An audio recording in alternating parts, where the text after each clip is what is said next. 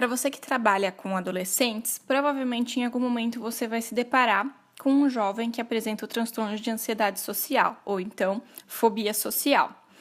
E o que eu vejo geralmente é uma dúvida de como reconhecer a fobia social ou como diferenciar, né? Se não é simplesmente uma timidez, uma dificuldade momentânea que essa pessoa está passando, ou se de fato esse jovem já apresenta um transtorno mental. Porém, o que a ciência mostra é que quanto antes a gente identificar a fobia social e poder intervir, melhor para o desenvolvimento desse jovem, menos consequências ele terá, tanto imediatamente como na vida adulta.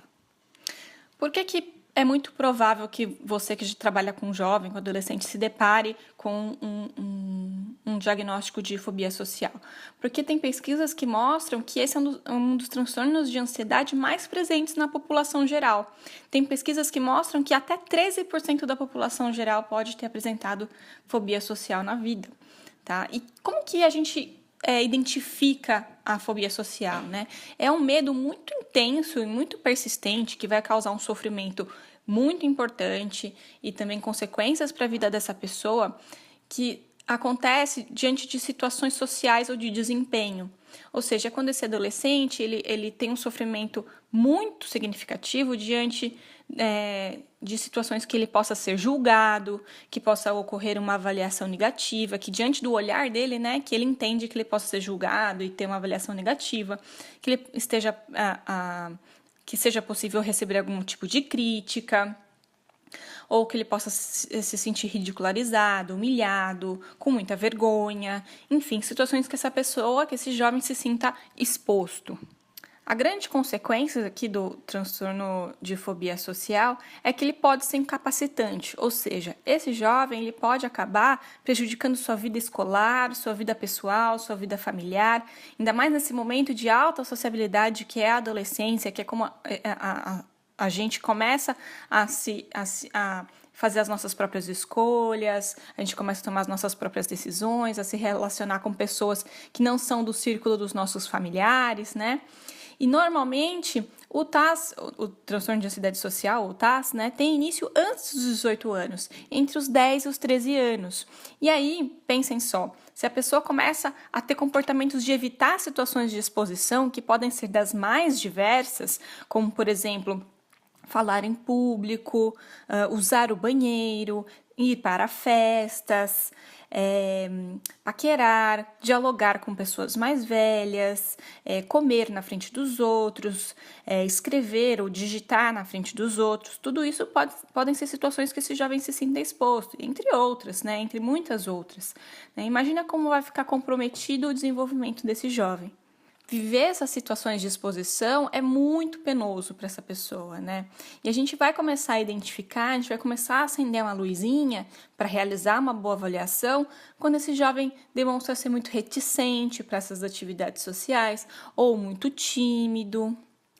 E apesar da gente saber que falar em público é a situação que comumente é a mais temida, qualquer outra daquelas situações que eu falei para vocês pode ser também situações que podem ser muito sofridas para essas pessoas.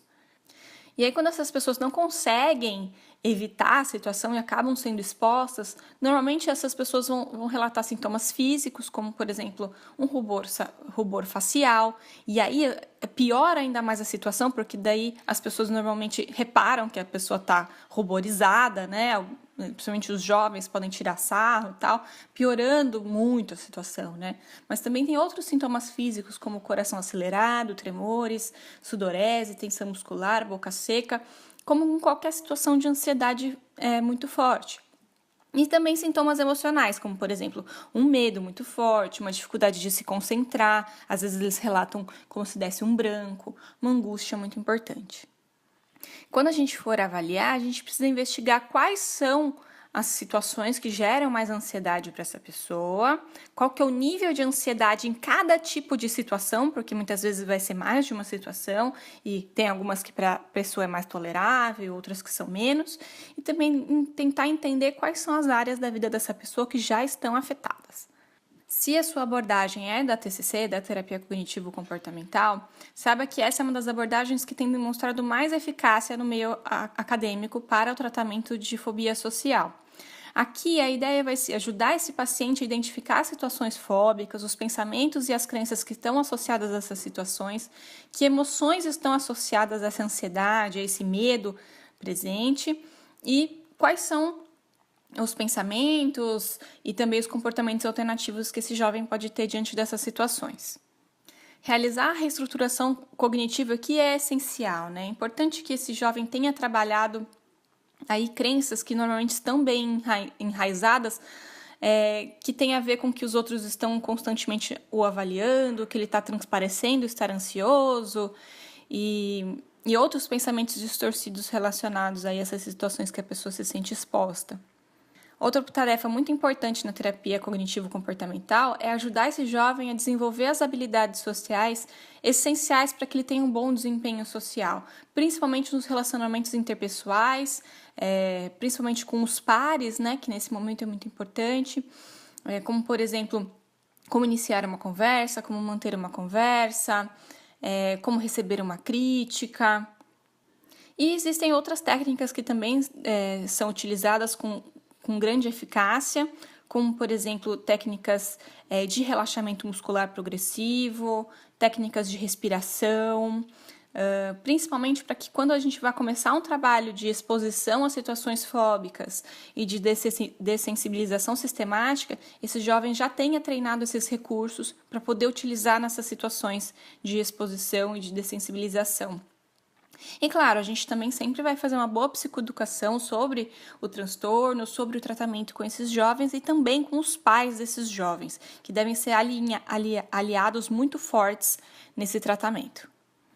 Para vocês que se interessam sobre essa temática, sobre fobia social em jovens, tem 2 cursos de pós-graduação que eu recomendo fortemente para vocês. Um deles é o de Neurociências na Infância e na Adolescência, semipresencial lá na Unip, e o outro é o de Terapia Cognitivo-Comportamental, que é presencial lá na Unip Paraíso, em São Paulo.